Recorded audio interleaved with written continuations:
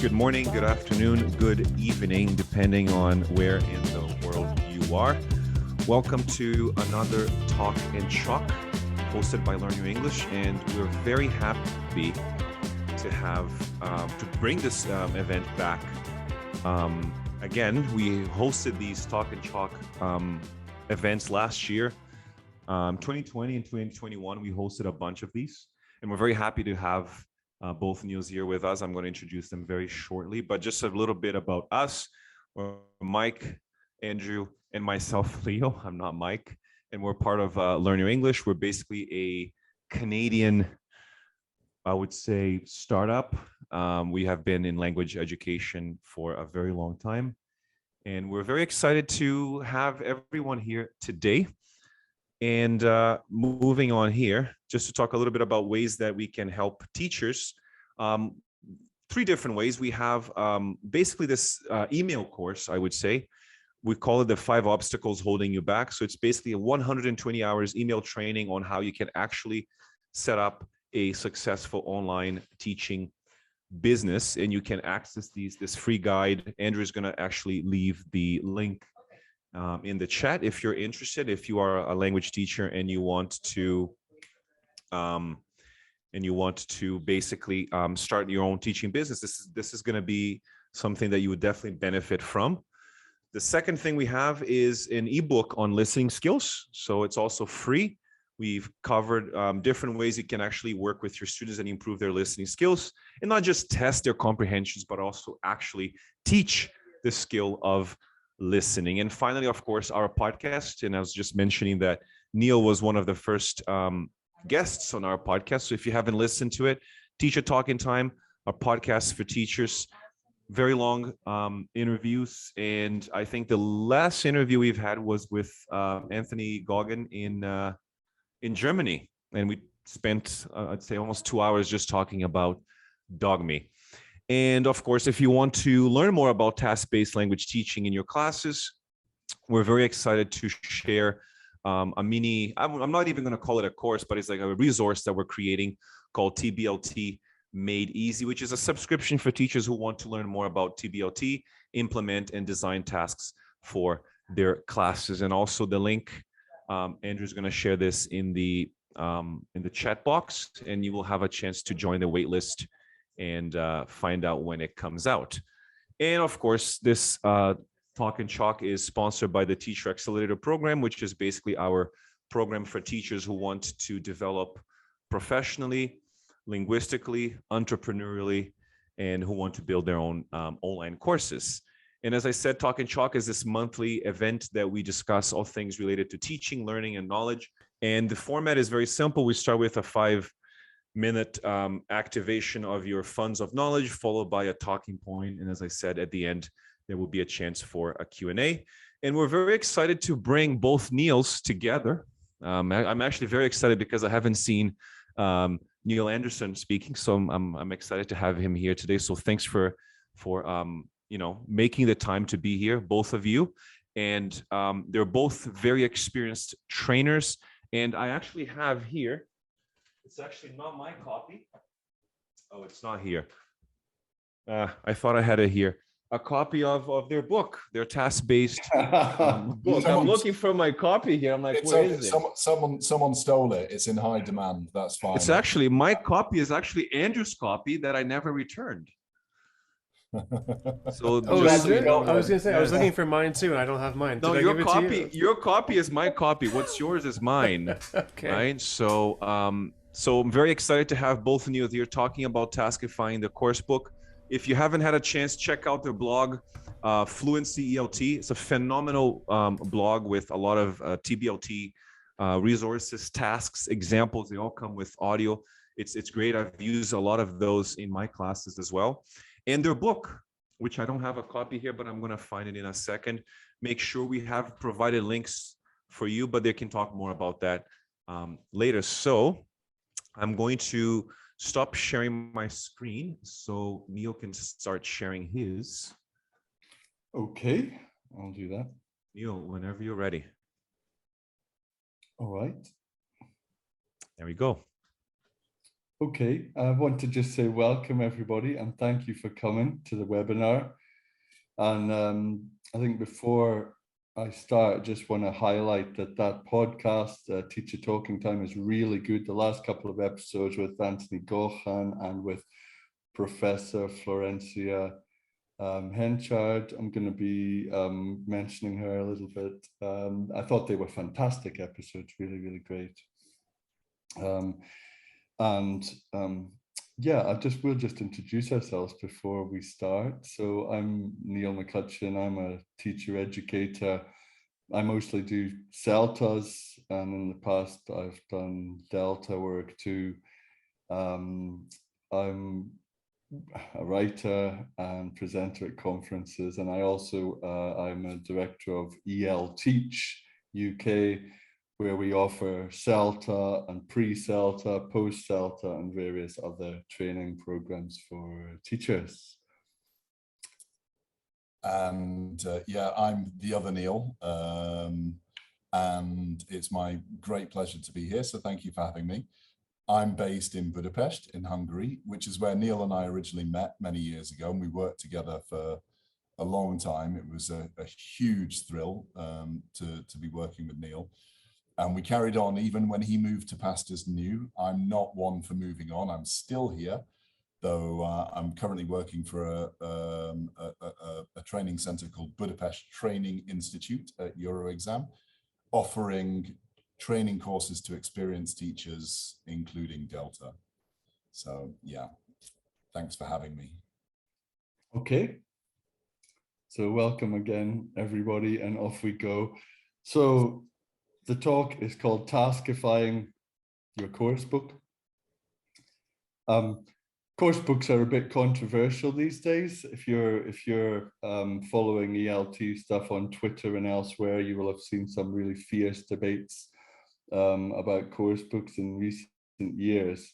So this talk's really about exploiting coursebooks well, not necessarily disrupting them. You can think of it as disrupting them, but exploiting your resource well, because I think coursebooks are much maligned, and there's something that they're there for busy teachers.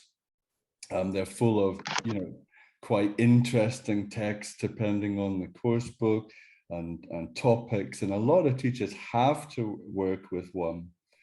And some are more carefully designed than others, I would say. Everyone's got their favorites. Maybe if you've got a favorite coursebook that you use, you can put that in the chat now. Some more modern coursebooks are things like Outcomes. I like that. Hugh Deller and Andrew Walkley with the lexical influence there. That's really nice. And Speak Out, I think, is a pretty good coursebook. Yeah, I like that. Has anyone, what favorites are there, Andrew? No textbooks so far, I guess. Oh, none. Okay. I guess people are not really. That might Oh, make... we have Eyes Open by Cambridge, Ode by Gold. Ode by Gold or Ode by Straightforward? Yeah. Straightforward, yeah. Okay. Yeah. Face to Face, I like. I think that's a really nice course book. Yeah. So, so recently I do a lot of CELTAs, as I say, and so what we try and do on CELTAs is balance clarification, and make that efficient and streamlined and keep it within a few minutes, and give students lots of communicative use. And I get given a course book usually, and in this case I got told to use it. You got to use it. And I'm not going to name it, but I'll show you a few pages of this course book, and I'd like everyone to think, the teachers, what's the underlying philosophy or beliefs of the writers? What do they think about language and about learning language? So I'll give you a quick tour of this. Now, remember, I had to set lessons from this, which were fun and communicative. So the unit opens with test your grammar. And then there's a couple of dialogues here. I'm sorry, it's a bit small. So a couple of dialogues, not real dialogues, but sort of very short and manufactured to highlight modal verbs. And then the students have to listen to the dialogues very briefly. And the task is underline all the modal verbs.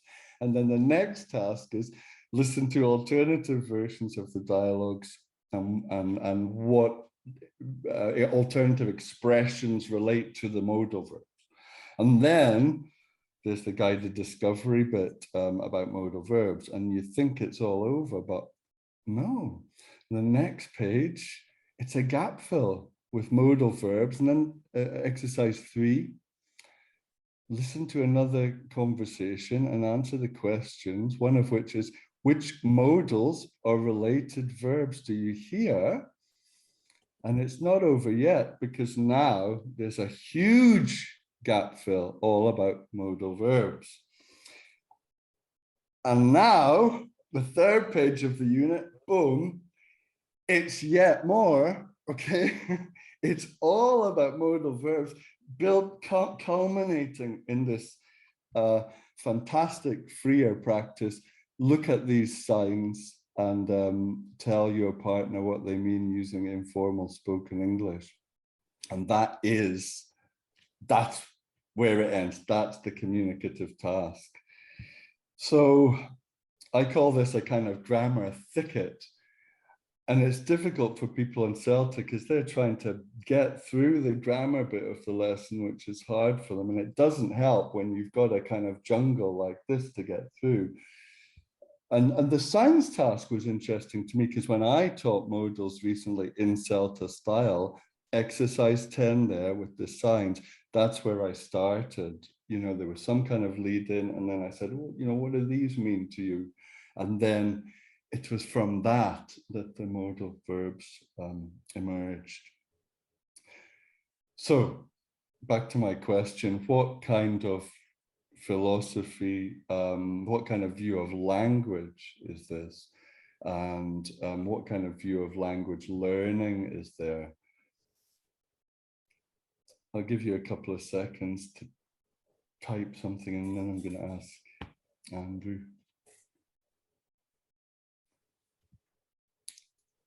So Andrew, what have you got there? Anything? Still waiting. Very structural, says Nick. Mm-hmm. That's a good word for it. It's a structural syllabus, isn't it? Mm-hmm. Mm-hmm. An approach focused on grammar accuracy, says Anna. Mm-hmm. Christina is saying it's all about grammar. Sarah is saying the philosophy is that accurate use of grammar is what's most important. Walid is saying it's very form oriented. Pablo said is very pre-selected. I think the pre-selection we can right. Connect to the McNuggets, right? The grammar McNuggets. Yeah, we'll deal with that. So, I mean, these are excellent comments. Thanks, Leo. Yeah, so this is a, you know, traditional grammar-based syllabus, and it reminds me of when I started doing EFL in 1996. Although it's digital, and really, you know, the tech is quite nice. The underpinning philosophy, the design of the unit has not changed at all since 1996, and I find it sort of rather dated. Of course, it's PPP, which you've all heard of, and this is the traditional way. It's a very trainable format, so this is what we use on CELTA. Present the language, get the students doing some practice, and hopefully, if by keeping the clarification short and streamlined, then the students engage in conversation. And we always, the best lessons are the ones that have the real communicative, you know, task in there and devote a lot of time to it. It's interesting about all the gap fills because I guess a lot of you know Rod Ellis, the famous professor. He's an expert in second language acquisition, probably one of the best known in the world. And he was emailing a colleague of mine the other day, and here's what he said. Controlled practice by itself is unlikely to result in the kind of knowledge that language learners use in free, spontaneous communication. Okay, and yet that's all devoted to gap fills. So the PPP may as well be practice, practice, practice, practice, practice, practice, practice, right? Until you're tired, till you drop dead of gap fills. Language learning a language isn't like that. The kind of knowledge that we're aiming for here is implicit knowledge. It's a little bit like playing a musical instrument or riding a bike. It's not quite like those things because it's combinatorial, and it's not quite like the other skills, but it's a kind of skill. Gotta practice that skill to get better at it. So it's like you're learning guitar, okay, and I show you lots of videos of, say, you know, David Gilmour and all that, and I teach you to read music, and you know, maybe we practice, you know, I show you scales, but I never actually hand you the guitar, right? It's only in that exercise 10, it's only at the very end that I'm going to give you 5 minutes with the guitar, and the rest is just me talking about it. So, okay, here's the thing with task-based learning. We believe that this PPP method, the traditional coursebook-driven method, is putting the cart before the horse, if you know this idiom. It's not that it's all wrong. You know, it's not all wrong. I mean, there's so many ways to learn a language. Remember, people learned Latin by grammar translation for years, and if you were academic, you could do it well. But it's just that it's meaning impoverished, and the language focus tends to be rather limited. So that's the grammar McNuggets that Leo mentioned. And I want to contrast that with what Professor Henshaw said in Common Ground. It's such a good book. You know, what do language teachers need to do? Give students opportunities to engage in purposeful communication. That's number one. And so it's the interpretation and the expression of the meaning. So what do students communicate? What's the information being put across? And what are the listeners doing with the language? And that's what you have to do. And there wasn't a lot of that in what we saw. So TBL, here's the philosophy in a nutshell.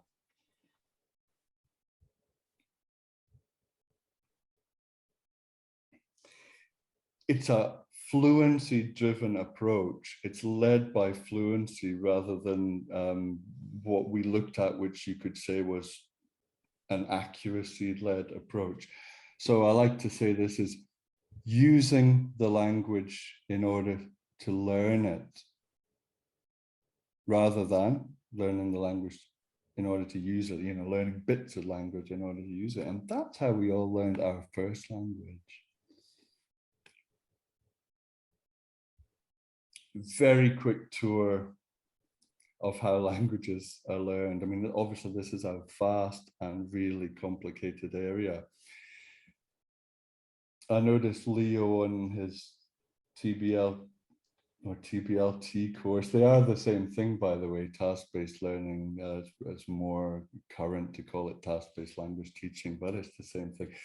I noticed Leo had the Willis book, and which we sort of based our book very much on the Willis ideas, Dave and Jane Willis from the 1990s. It's the best, most accessible book, you know, to start with, probably, apart from ours. It's the one we nice point. yeah, got everything from. They distilled these 4 factors, and researchers agree about these things, and they you know they argue about the minutiae, but they agree about these things. And there's the big one in green. Acquisition is mostly an implicit process, so it happens incidentally, and as Rod Ellis says, without conscious operations, and that's the main process, and that's what we've got to tap into. Here are the 4 factors. Input, we all know how important input is. This was Krashen's contribution, wasn't it? So we want a lot of input, a lot of exposure and rich input. As Professor Henshaw says, input is what builds the system, the language system. Motivation, motivated learners do better. Motivated learner is going to be streets ahead because they're going to go home and listen to songs and watch English on Netflix and go to language cafes and so on. They're just going to be streets ahead. So that's the learner autonomy. So we want to motivate them in class as well, make lessons fun. Output, this is the big one. This is learners accessing the language system. They've got to have a chance to do that. They're not going to get better unless they do that. And this is where Long's interaction hypothesis comes in. So learners need to have the chance to negotiate meaning or negotiate for meaning. It's when they're talking to each other and somebody kind of frowns and goes, you know, what are you trying to say? I don't quite get that. That's when learners notice the relationship between form and meaning. And that's what it's all about. That's what we're trying to create, those opportunities. And finally, teaching. That's the instruction. Teaching isn't necessary. It speeds this process up. I think it can speed the process up. We don't know how explicit instruction leads to implicit knowledge, and that's very controversial.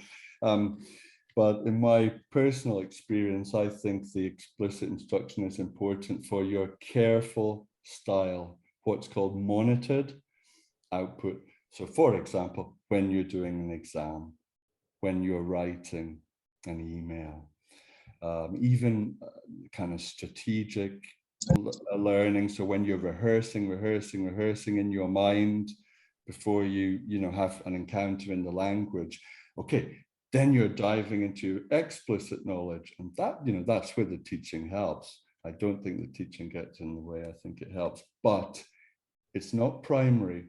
The primary process is implicit. So just to gather all these points together, the coursebook-led approach to grammar doesn't really align well with what we know about second language acquisition processes. And we believe that tasks and TBL can provide a pretty much ideal environment for these things to happen. Over to Neil. Yeah, I like the idea of environment as well. I think it was Scott Thornbury in his A to Z, not the book, but his blog, maybe in the book as well, I can't remember, who talks about affordances, taking it from ecology, and how tasks can provide an environment for language to emerge and for us to learn through that, which I think is a lovely metaphor or way of looking at it. So, but anyway, we ought to move from the theory into the practice, because that's what we are, practitioners. And one thing I want to say above all about task-based learning or task-based language teaching, sorry, you can't teach this old dog Nutrix. It's TBL for me, because Willis was the one I came on board with, is that it just can lead to such a wonderful, enjoyable classroom experience. And I chuckled, someone mentioned in the chat just before, let's get together on Saturday and talk about modal verbs. No one ever said. Now that might be a bit harsh, because I'm sure some people do get together to talk about modal verbs, but we don't generally do that, do we? We want to communicate if we're learning a language. So a task needs to reflect this, and there are multiple definitions of tasks, and there are many different types of tasks.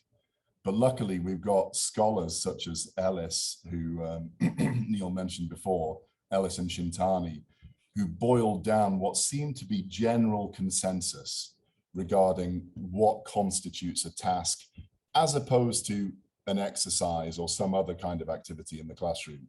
And it's worth focusing on this now briefly. So what is a task? Well, first of all, I think an absolute key component is that it focuses on meaning, not form, by which we mean that students are concerned with processing or expressing meaning. They're not primarily preoccupied with using a specific linguistic form. So they're trying to do something, they're trying to be meaningful, and that is done in service of a goal or outcome. This may be more or less explicit, but there's a reason for doing something with the language. And we're going to look at some examples shortly. So we'll move to the concrete.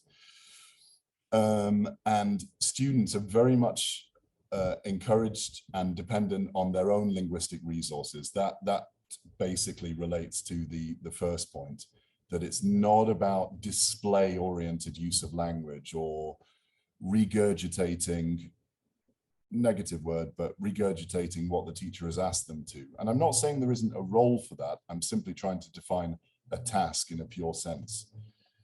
And the goal or outcome is typically dependent on some form of gap. There's a space between the interlocutors or the people who are interacting in the classroom.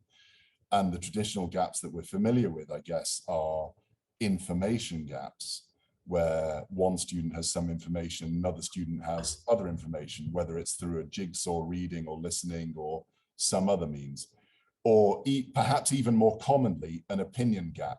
We don't all necessarily share the same opinions, and that's hugely exploitable for communication and negotiation of meaning in the classroom.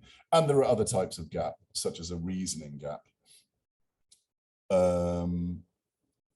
Okay, so these are the key components of what I think most practitioners, most researchers would consider to be essential for a task. So let's move on to think about whether these examples are a task according to the criteria that we just looked at, or whether they're not. They seem to somehow fall short. And again, I'm not necessarily criticizing or saying the ones that fall short don't have a role in the classroom, but we're here to define tasks. We're here to establish what these are. So I'll read, if I can just find it, a few examples, A, B, C, D. And I would like you to type in the chat whether you think this is task or not a task, based upon the criteria we've just looked at. Okay, so Neil, can you whiz back to the criteria? Yes. Just as a reminder, focus on meaning, students' own linguistic resources, some form of goal or outcome, usually based upon a gap. You can take a screenshot there if you want. It's a highly recommended, I highly recommend that Ellis and Shintani's summary. It's very, very useful. Okay, so go ahead and put in the chat whether you think this is a task or not. So this is A. Students look at pictures of different jobs, policeman, nurse, teacher, etc., and they describe the picture.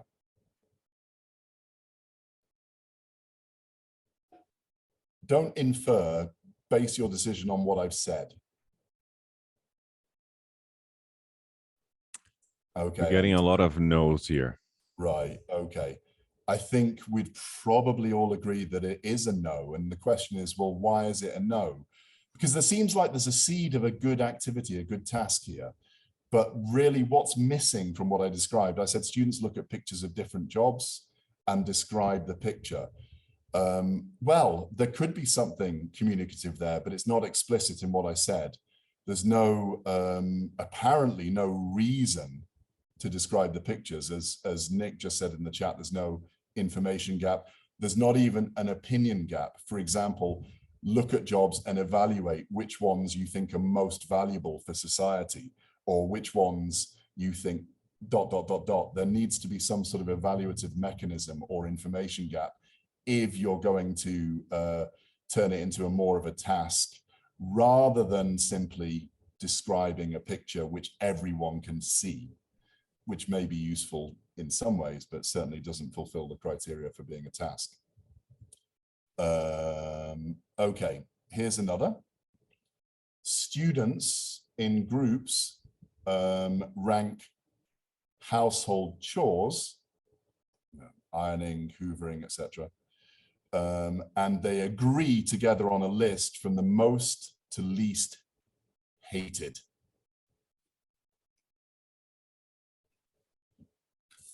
How's the chat going? It's going nuts. Everyone is saying it's a task. Yeah, okay, so what makes this different then is the question. And here for me is a really interesting point, because I don't think there's a lot going on here that makes it different. It's almost like just a tweak in the instructions that makes it about agreeing, disagreeing, and negotiating meaning. The fact that the students are obliged through the design of the task to rank the activities, that means they need to engage in actually exchanging genuine opinions and agreeing and disagreeing. It's not simply saying something, it's actually saying, it's speaking and listening and trying to come to some form of consensus. So there's a strong opinion gap there. And I'm sure you've probably done something similar with your students, but many learners, it depends on the age and the context, find it surprisingly enjoyable to talk about how much they hate certain tasks. I can say for sure that at least in Hungary, where I work, cleaning the windows and doing the dusting are the two least favored chores. Okay, here's another one, number C. Students listen to an instrumental music track, and based on this, they create a movie together. They sketch it out. The genre, the setting, the plot, even the stars, like who might star in it, etc. Yeah, everyone is saying it's a task. Yeah, and why is this a task? It almost, what is the overt goal in this case? Well, this is what I would describe as a creative or collaborative creative task. And one of the wonderful things about creative tasks, assuming it's appropriate for your students in your context, is that the goal is the act of creation. It's creating the thing itself. And so the negotiation, the discussion, the emergence of language, of debate, all comes through trying to agree and trying to come to a consensus about this movie that you're going to create. And we'll have a look at that in a little more detail in a moment. Yeah, it is in our book. That's true. You know, why reinvent the wheel? Okay, here's the last one. So D. Students write sentences about their hometown.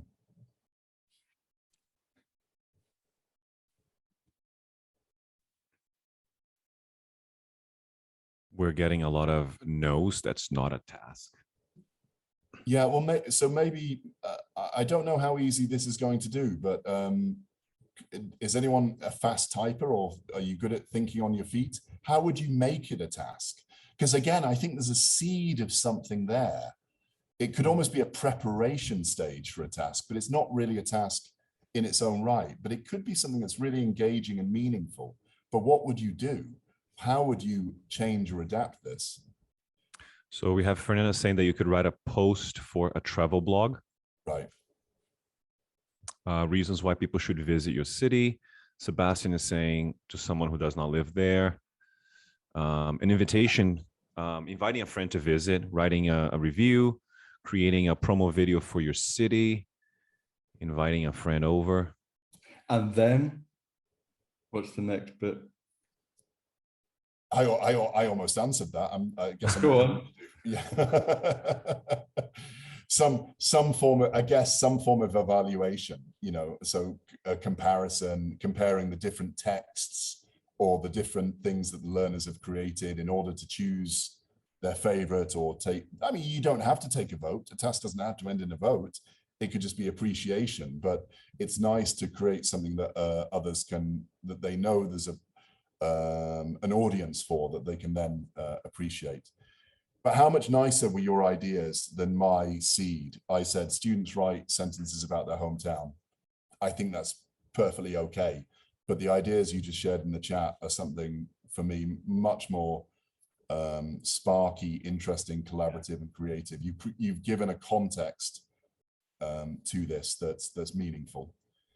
Before you move on, there was a comment here that I think we skipped. It was from Sebastian, and I think he was mentioning, or he was referring to your second task. If you were describing those pictures to a blind person, then it has a goal. What do you think about that? Yeah, because I mean that's a way of representing the idea of an information gap, presumably. Not to go too deeply into this, but in a sense, an information gap is based upon that idea that you're withholding or cannot see the full picture. Like those spot the difference things, exactly. where you're looking at different pictures. Picture your students standing opposite each other with a piece of paper that they're looking at their partner's paper, but they're not supposed to, that kind of thing. Okay, and I don't think the staging of a TBL lesson necessarily needs to be that complicated. It can be much more complicated than we're representing here. But essentially, for me, it boils down to at least 2, probably 3 main phases. The first being preparation. So getting students ready for the task. And again, this is the kind of thing that we do in all of our lessons, regardless of the particular approach we're taking. If students are going to read a text or do something, we tend to get them interested, right? We tend to get them excited. We show visuals, we share a story, we do something that sets the context, that activates schema, and so on. Provide scaffolding by allowing them to prepare, to generate ideas, to provide some language that they might need. Now, that's one where you have to be a little bit careful because of course, you don't want to overwhelm students with language so that they, or certainly not to the extent that they think, okay, this is about me using this language, which is a possible outcome if that's what they're used to. But generating vocabulary and helping students prior to a task is perfectly legitimate. And it could be a model from the teacher as well.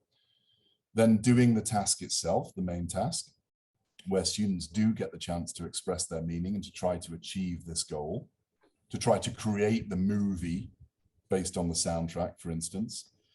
And following on from that, what can you do after the task? Well, you want to presumably share an experience, whether you call this part of the main task or post-task, entirely up to you, but some form of what I describe as content feedback, where the goal is discussed and shared and so on, but also a focus on language. So here we've flipped the idea of PPP in a sense, like language is being dealt with after the task. As Neil was saying, fluency comes first and then there's a focus, which is not to say, by the way, that language focus only ever happens after the task. I don't personally hold with that. I think I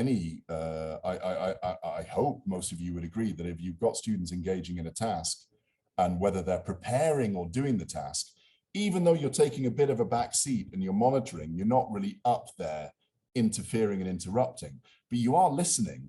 And very often students will say, how do I say this in English? Or they'll give you a version of it that you want to help them improve. So that sense of teaching at the point of need, that incidental teaching, that emergent teaching this is an affordance. This is what TBL, a task-based sequence, can be so rich in. So it doesn't just have to be afterwards, though afterwards you might focus on language you've heard, particular points of interest that have emerged, even things you've predicted.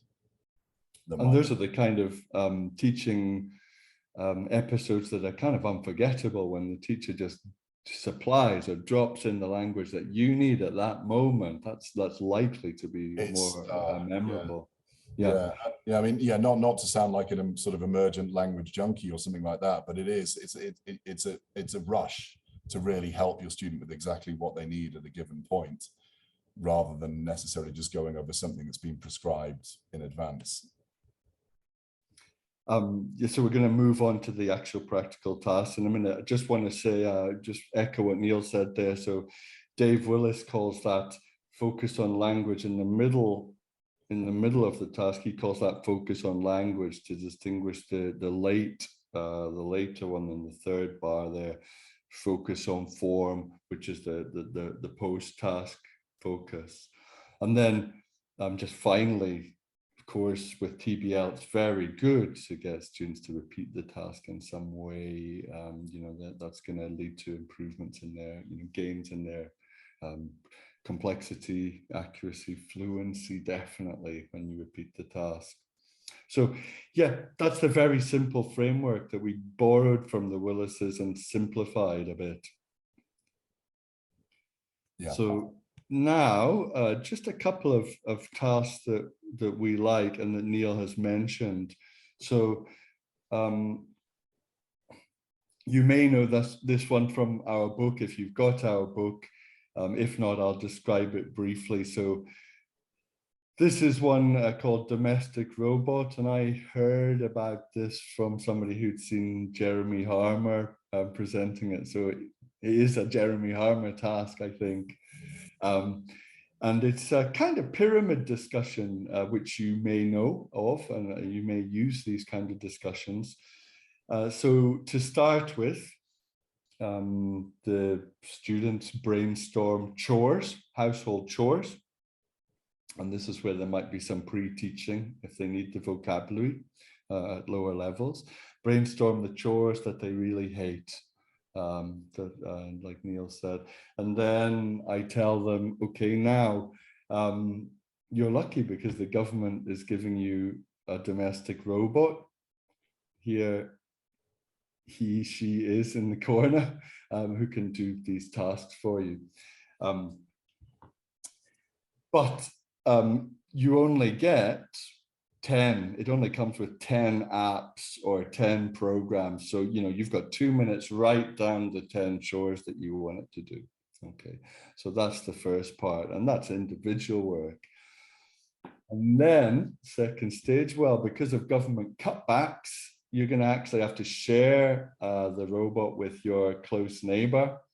So, and I'm afraid, again, because, economically, it's not a good time, we can only pay for a robot that has 5 apps or 5 installations. So, yeah, together, you have to decide which of these chores the robot's going to do. And you only get the ones that you choose, so you've got, say, 2 minutes.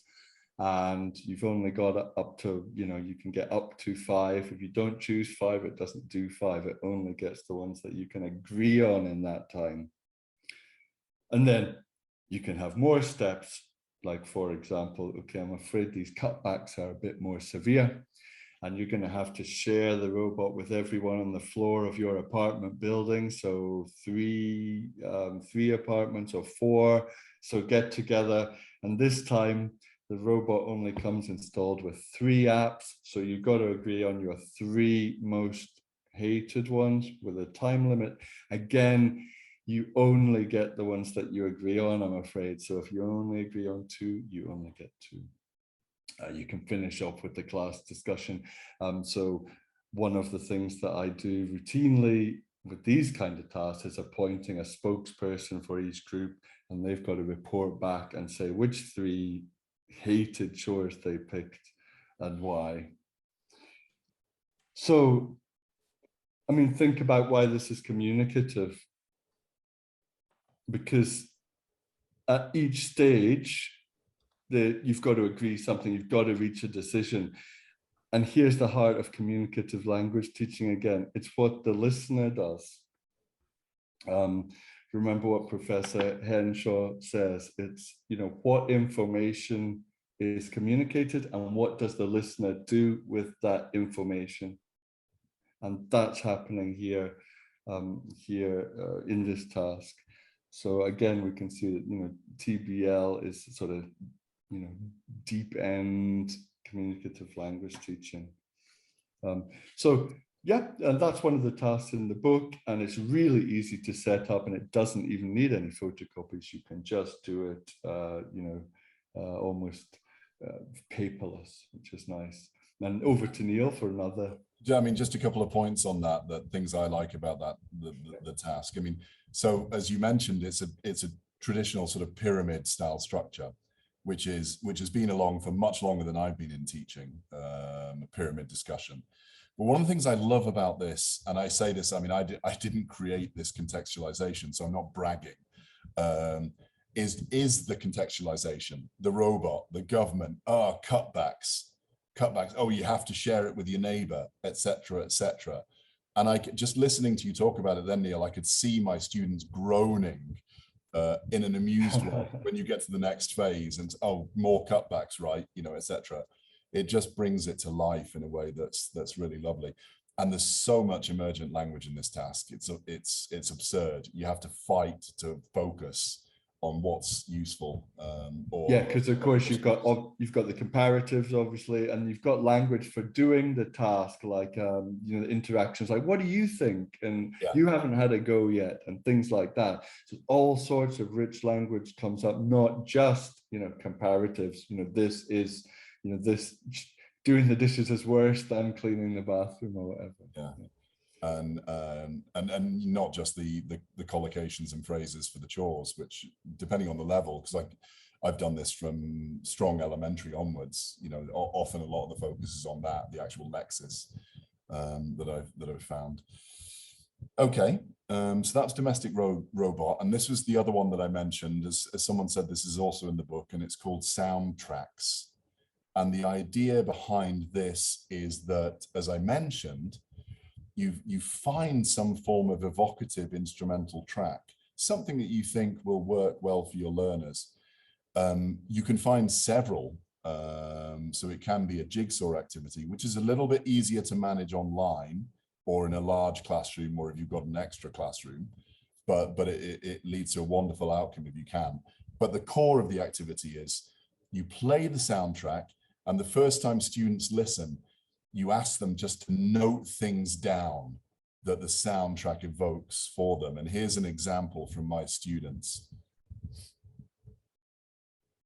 Now, you can probably already see there are some things here that I'm going to be stepping in to help out with a little bit, like science friction.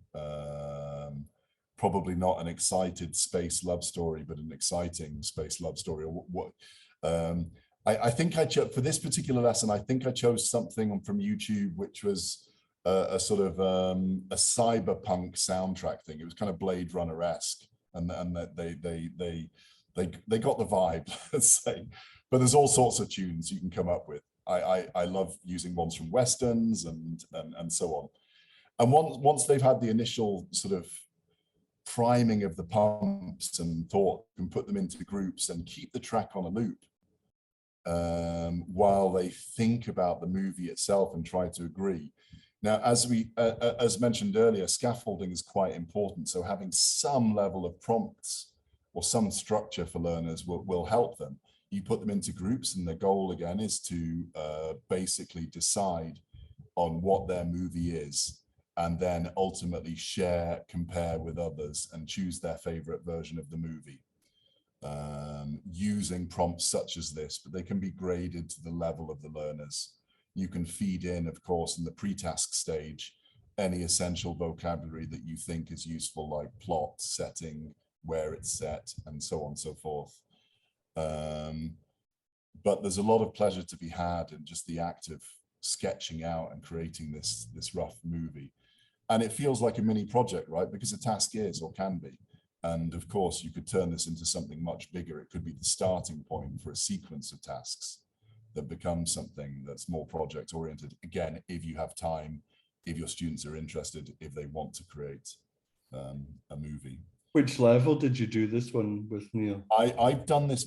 I've done it with various. I tend to do it with intermediate and above. I think I've done it with pre-intermediate, with a bit more work in advance, with feeding in a bit more language, while, as I said, not getting them too overly preoccupied with having to use the language I've fed in. Then it can work at that level too, quite nicely. Just before I move on, if you're teaching online, I just want to point out that this is a very useful tool that Neil's displaying here. So this is Jamboard by Google.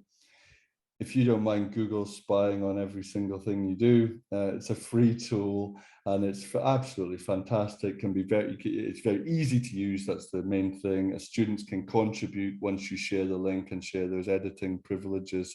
And so everybody's got a really nice, colorful whiteboard, can move things around. You can show and conceal and all that. So we love Jamboard, and it's just a great you can find examples of that on our blog, particularly as our lessons progress and we got familiar with Jam. You can see as in real time us becoming familiar with Jamboard, and we even had a post on taking task-based learning online, which talks about Jamboard a little bit. So yeah, but it's very, as Neil says, very useful.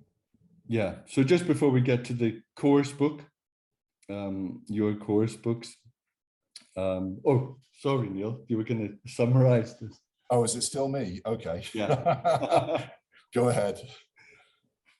So, I mean, essentially, I mean, just a few other things that personal things that I find to be very useful about it. And I'm always at pains to say, and I think, Neil, you are too, and we've been described as pragmatists, haven't we? I don't think we're evangelical. I don't think there's a single method that works, but I'm a big fan of the method, a huge fan of the method. And these are the reasons why, that it does really center meaningful communication in the classroom. It's not a naive approach.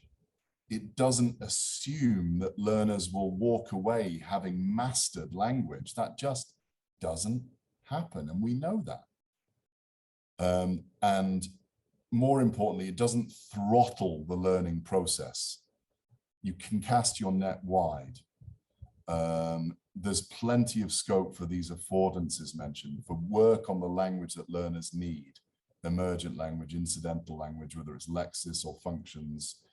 That requires an alertness and a presence on the part of the teacher. But that's one of the great things about the job, if you can do it. Yeah, and that's probably one of the reasons why it's difficult to introduce it on an initial teacher training course like CELTA, because it does take some, it helps if you've got some knowledge of the language, and some of our trainees are starting with little knowledge of the language. So yeah, it could be difficult for a beginner teacher. Which is why I would encourage them to introduce it into their own teaching bit by bit if they can. So, yeah. And we can talk about how to do that later.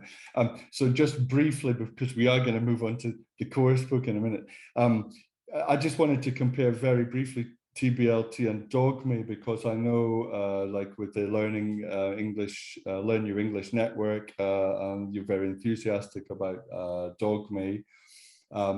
So just to make some points of contrast, both are fantastic deep-end communicative language teaching methods, because they're led by fluency first, fluency led, and it's reactive teaching. And if anyone asks me, what's the way to teach, what's your preferred way to teach, I would say, yeah, like this, reactive teaching. Dogme tends to be conversation driven. So that's entirely, based on your conversations with the student, whereas task-based learning, as we've seen, is focused on the task of doing something concrete with the language. And that's a little point of contrast. Tasks have that definite communicative goal that Neil mentioned. There's a great opportunity for input from authentic sources with TBL. So, very often that could be somebody modeling the task, a recording of a proficient speaker modeling the task, or you could be, an authentic text, something from your phone. I don't know if Dogme lets you bring in your devices now. I'm sure it probably does, unless you're really sure. Leave your phones outside. So yeah, so you can have that input, and we all know how important input is. That's the Krashenite thing. Yeah, so having the input. And then finally, there's a structure to lessons, the task cycle that Neil showed you. So that's really useful for teachers. And this, coming back again, what information is being conveyed, what will others do with this information? You get that in task-based learning. I don't know if it's not baked into Dogme in the same way. Yeah. Sorry, Neil, I talked over you. What did you say? What did you say just there? I can't even remember. I think I was just laughing. I think I was laughing at the idea of being banned from bringing you mobile phones. Yeah, if you're a real purist, like it's only, you know, because the pure style of Dogme, it's just the teacher and the students, you know. I don't have a lot of time for purists myself, but that's just personal. Yeah. Do what works for you and your students and modify and compromise. Exactly, but both involve, and both involve reactive teaching rather than pre-selective language. And I just want to talk up Dogme as well, because that's just a great method as well. And you know, they're really in the same camp, and CLL, of course, from the you know, the olden days. Okay, Neil. Yeah, so I'll run through this quite quickly. I'm conscious that we've already taken a lot of your time, and we are here to talk about how, if you're working with the course book, how you might take a few simple steps or implement some strategies for adapting it, and hopefully these will make sense in light of what we've discussed already. So you could call this taskifying your course book. And imagine you're looking at the page of English file or whatever it is, and it says past simple, it says second conditional, and so on, so forth. Well, the first step I would suggest, if you want to taskify the page or the 2 pages, is just to ignore the grammar for the moment, the bit that says past simple or whatever it is, present perfect. Just ignore it for the moment and look around, hunt around for the freer practice. Now, most of the time, where will you find it? Well, at the end, right? If at all. Sometimes it's kind of in the teacher's book, communicative practice or something like that. Sometimes it's not even in the course book, but find it, locate it, and look at it critically. Does it seem meaningful? Could there be some form of goal that I could add to this freer practice? For instance, these could be very simple goals like finding similarities and differences, or agreeing and disagreeing, sharing and reporting back on your partner. Just something very simple that encourages speaking and listening, so it encourages communication. So find the freer practice, critique it, establish a goal, and I don't know if anyone wants to screenshot that, because I used to find that very, very useful, just those things there, creating a goal, because it's easier said than done. Okay, just number 3. And then it's a question of turning it upside down. So simply starting with the freer practice, starting with what you've now established as the main communicative element of the lesson, basically. So flip it round and start with that and see how the students get on in achieving this communicative goal. So if your lesson was past simple, talking about a previous holiday, why not start the lesson by getting them to talk about it? So start with that task and to evaluate it. And then once you've done that, move on to the language focus, which in the example I'm giving is past simple, but does it have to be just past simple? This is where the metaphor of casting your net wide comes in again. So there's probably other language that emerges that your students need or want as part of it. There are various ways you could approach it. You could give a teacher model if it seems appropriate. Give them preparation time and feed in the language they need as they're preparing to talk about their past holiday. Of course, pay attention while they're doing the task so that you can feed in at that moment and afterwards emergent language and things that they really, really want. And of course, course books do have texts that relate thematically, topically to whatever the grammar is. Some texts are good, some are not so good, some are more authentic, some are less so, but there's still an opportunity to mine tape scripts and texts for language that's relevant to what you were doing with your students. So yeah, in short, it's about flipping the unit round in a way, starting with the freer practice. Yeah. And most course books are going to have that good freer practice somewhere, although the one I showed you initially, you might struggle to find it. So I'm going to show you a course book task, and this was something, sorry about the photo quality. This was something I did on a recent CELTA. You can type into the chat the aim of that according to the authors. I imagine you can analyze that one quite quickly. So this came after quite a long text, or quite a long, dense text about somebody working in, I think, in sort of doing development work and so on. I mean, it might have been interesting in certain circumstances, but with the group of students I had and with the teacher I had, I just said, you know what, dump the text. And she was so happy. And we sort of moved to this, and we could see this had potential. It's really simple. Look, it's a bunch of circles, and you have to talk about you have to draw the circles first on paper. So again, it could be a paperless thing. Write in the name of a bar, a restaurant you like. Write in the name of something you're learning to do, a gadget you have, which is very important for you. It's so simple. I think this was an intermediate level book, actually. And have a look at what you have to do, compare with your partner, ask your partner at least 3 questions about the things they've written. Now, obviously you'd get rid of that last bit. So one question must be, because that, we don't want to restrict it like that. That language might come up, and I'm sure some of you have put in the chat that it's present perfect continuous, especially present perfect continuous with for or since. That was the author's aim here. But why not just use this as a task? It's not quite task-like. Can anyone think of a goal that we could just, add on to this to really bring it to a kind of a head and to have a real communicative purpose? Anything in the chat there, Leo, about a goal for that one? Who's got the most in common? That was by Lisa. Exactly. Yeah, that's what I thought. And you could get points, you could give points for finding things in common. You could say, right, here's a time limit, find as many things in common. Asking questions makes it communicative by itself, but I think finding things in common is better, or, find points of similarity and difference with your partner. Write them down.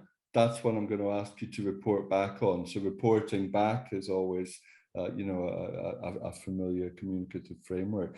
So you can take something like that, and how do you feel? And teachers, how do you feel when you're doing something like this? And how do students feel? Happy. They love doing stuff like this, right? Compared with those 3 pages of really dense gap fills. Okay. And then you can pull out any language you want. And if you're a CELTA trainee, you can pull out present perfect continuous with for or since. So it can be what we call a focus task, where you've sort of already, what language, is going to come up or likely to come up there. So you can sort of pre-plan that if you're a beginner teacher, and make it easy on yourself, so you're not juggling with so much emergent language. But there you are, and that is that is almost at random that I picked that one. That it's not a bad piece of material. There's something, I mean, I'm not trying to suggest that it's simple to use this well, but there is a beautiful simplicity to it. Like, you look at this piece of material that just has some prompts for communication. Then there's some work on language that emerged, and then if you want, try it again with new partners. What a sequence! You're engaging learners in personal communication and feeding in language that they needed and wanted, and it's returning to a state of simplicity in a way, but rather than the lengthy text you were talking about, 3 pages of text, etc. Yeah. And what a simple kind of lesson plan, which we call task, teach, task. It couldn't be simpler. Yeah. Just a little aside. Huh? Sorry, I just saw something in the chat about keeping it simple. Yeah. Oh, yeah, keep it simple, like with Dogme. Just a little aside here, because since we're talking about course books, this isn't really about TBL, but you know, if you do have to use a course book, there are, and you do that kind of course book led teaching, there's plenty there, you know, don't throw out your course books yet. All skills work, all of those texts, you know, are they interesting? Use them. That is all the basis of communication, isn't it? You know, especially when you're discussing your opinions on text and so on. So, you know, without this rigid language focus, unless it's the one I showed you, with most course books, all skills work, leads to communication. All your pair checks, that's real communication. Do you have the same answer as your partner? Okay, if they're doing that in English, that's real communication every single time you do it. And of course, underexploited your lead-ins. Teachers love lead-ins, students love lead-ins, and if you're a sort of Dogme style practitioner, you can make the lead-ins last, you know, for a long time, if you've got long, and it can be brilliant. Some of the best lessons just blossom from that. One final, just very quickly, this was literally at random. So I was arguing with somebody on Twitter, as I do, and they said, oh, you can't just open a course book and find the freer practice. And I just opened a course book at random and found this, boom, and sent it to him. And, you know, this is task-like. I'll just give you a moment to read it. Now, I can't even remember what the grammar point was here. So that a role play, so you have to get in role, you have to give your reasons for wanting the things, and then, you know, here's the task-like thing. Compare your list of reasons, exercise 3. Who has the strongest case? Do you think that video games encourage violence? So you have to, you know, compare and reach a conclusion. So, you know, that's not a modern book. I mean, look at what they're holding. This isn't modern. This from the early. I think those are PlayStation 2 controllers. Like maybe from the early 2000s. Yeah. But that's a great task. Judging by the shoulder buttons. Yeah. So, so, you know, rather than show you a whole bunch of coursebook material, we hope that we've, you know, equipped you to sort of take a new look at the coursebook and take what's there. Lots of times, you know, that's full of great stuff, full of good tasks, so you don't need to reinvent the wheel. We felt that there was a shortage of task-based stuff on the market when we were getting into it, and I couldn't even visualize what a task was. Yeah, so that's why we wrote this book in 2019. It's got about 40 tasks in it. I can't remember how many. They've got supported by authentic material with the tape scripts. I think they're available by scanning something. You can find tape scripts. We've got photocopiable worksheets in there, but you don't have to use them. A lot of them, you can run them paperless. But importantly, I think what we've got that other books don't have is the suggested language focus. So for each task, we've got all sorts of grammar functions or lexis that can, you know, that can emerge. It's not restrictive, but just suggestions. So if you're a new teacher and you want to get on with tasks, then that, you know, there's some support for you. And finally, at the beginning of the book, chapter 1's got all the theory. And then chapter 2 is a kind of more sort of practical look at the theory, like how to practical ways of doing feedback, different ways of doing feedback to the language and so on.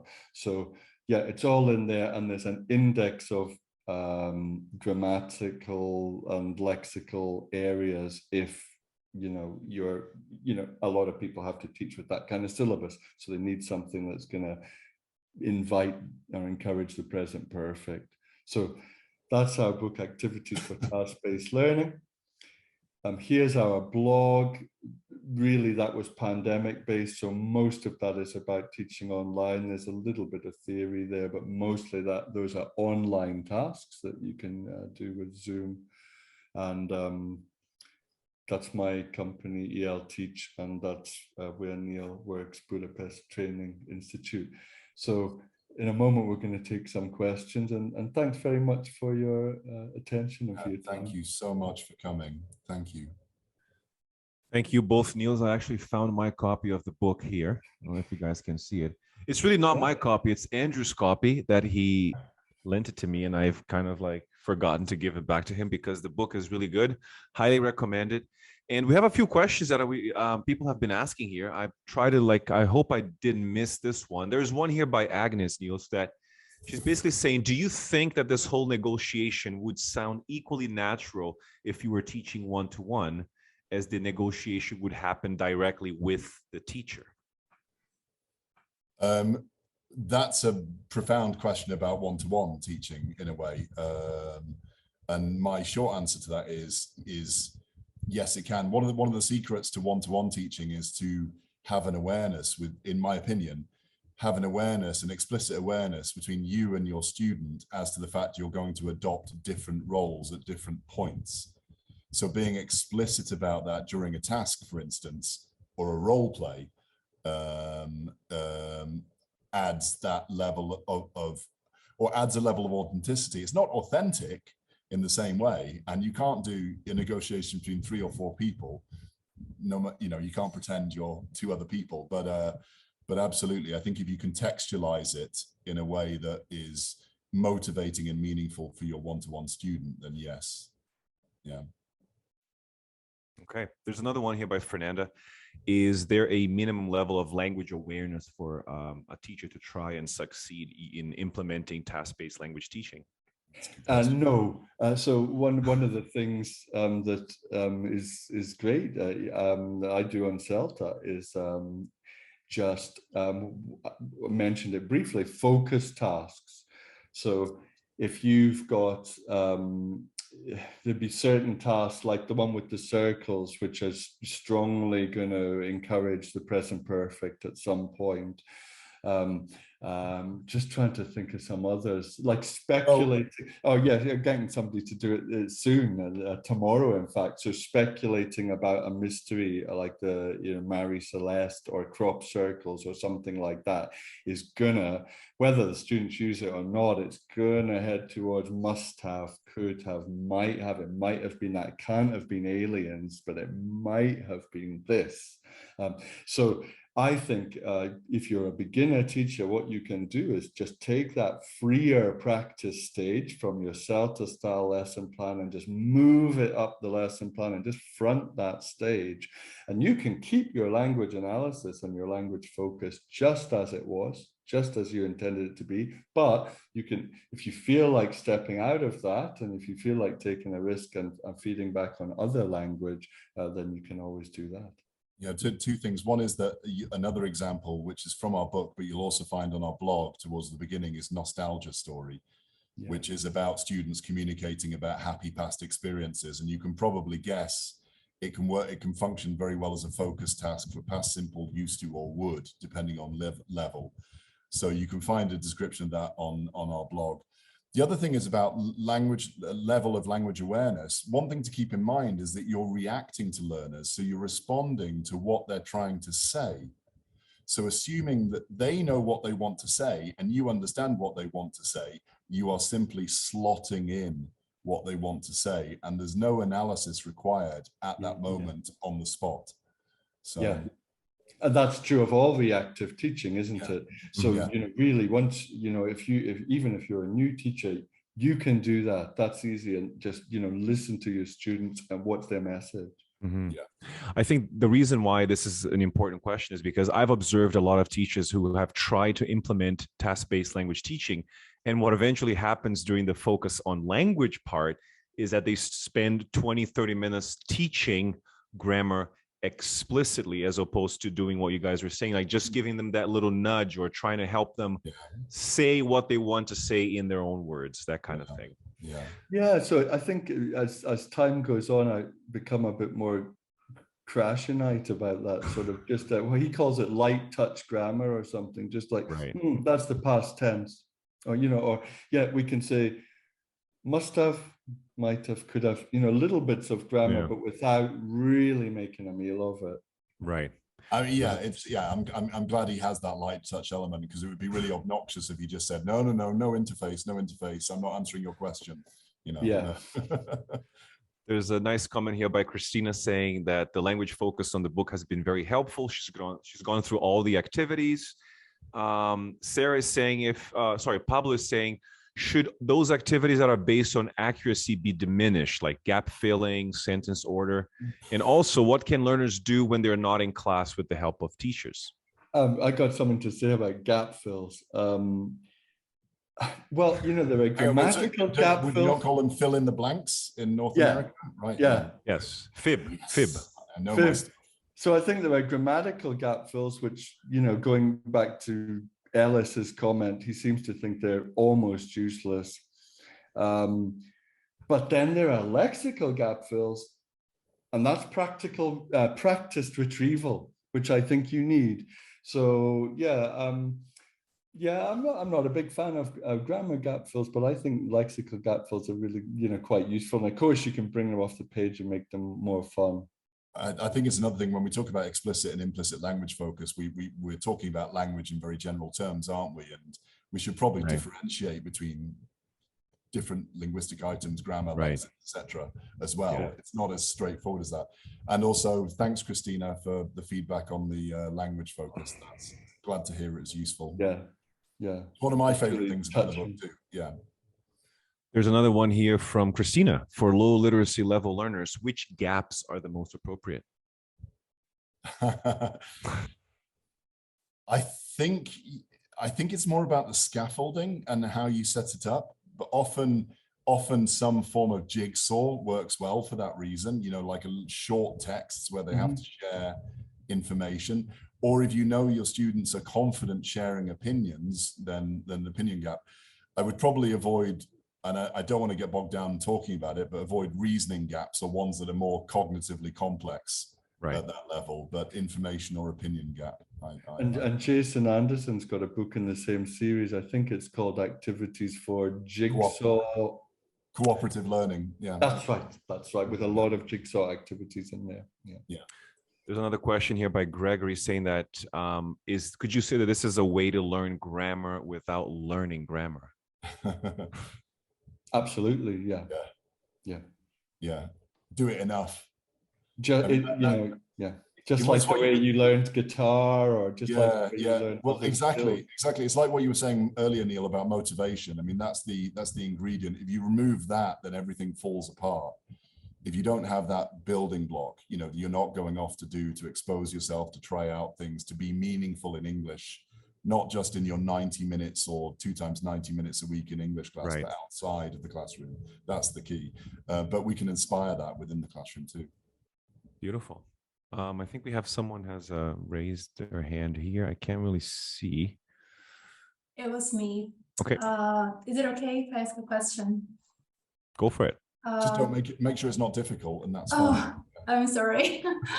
I work with exam preparation, so the desired outcome is to pass an exam, and I basically teach one-on-one. I don't use books, but when I think about groups, I've been trying to think how I could implement TBLT. So as you were speaking, I was thinking, would it be considered a task if with a group I asked my students to find traps in exercises and tell each other which traps they found and how those traps could have been avoided? Would this be considered a task? I know it's a ridiculous task.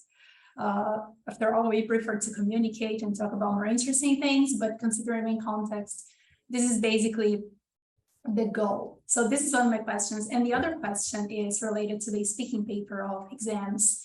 In one part of the speaking paper, students are requested to talk about pictures and choose the best one to be the cover of a magazine. Yeah. Could that be considered like, okay, so this is TBLT. There's a little bit of TBLT in the world of exam preparation, but I'm not sure. So I would love to implement that, but I really haven't figured out how to do that. So thank you. Thank you so much. Can I just clarify, when you say traps, I'm assuming that's what I refer to as distractors.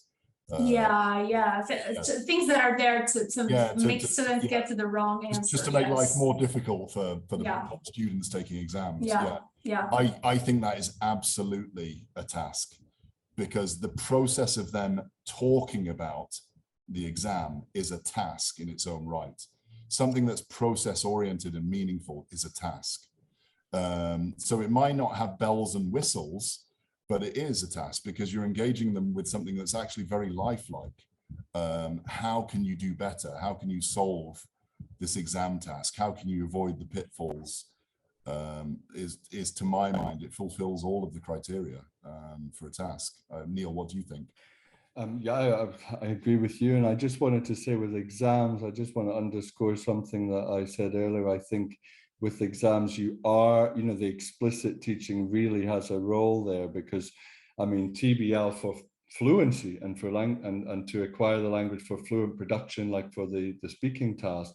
But with those tasks that you're talking about, with the distractors and grammar closes and all that, that requires explicit knowledge. And so, that's where I think the explicit teaching has more value in exam classes or in any context where you're preparing students for that careful style, perhaps some professional context as well. But, I'm operating mostly with general English, and that's where I think it has, limited value, the explicit teaching, or maybe I'm not limited value, less value than is commonly accorded to it. Yeah, as you're saying, like closed tasks, you get your students to create their own closes, you get them to create their own distractors. Those are all tasks. These are all tasks. They are getting to focus on language explicitly, but it's still a task. And also what you said about speaking, that's definitely a task, that classic collaborative speaking activity. Yeah. Just some more questions. Don't take advantage of this. But when the examiner asks them to answer a question, like, why do you think some people ask others for advice? This is not a test, right? Working on things like that. Because one-on-one, I don't think this is a task, but if I'm teaching a speaking group, I ask them to agree and disagree. Like, why do you ask others for advice? Why you don't ask others for advice? So there's some negotiation. But it's just basically agreeing and disagreeing. Like, is this really a task, or it's just like communication for no purposes? I mean, the purpose is to pass the exam. I don't know. I think it's quite purposefully. I mean, maybe it doesn't maybe meet all the criteria for a task, but I think it's very purposeful. I mean, one of the things that we've tried to do is promote these creative tasks.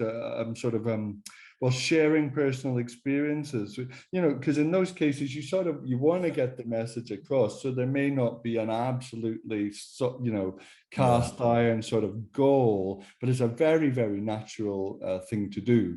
And, and I think that's where TBL interfaces with something like Dogme. That's the conversation. Yeah, absolutely. I agree with that completely. No surprise there, Neil, but the idea that, with sharing personal experiences, it's one of the most authentic things you can do in the classroom. Yeah. Now, you don't want to unnecessarily bolt on, wait, there has to be a goal that's, extrinsically sort of added to this.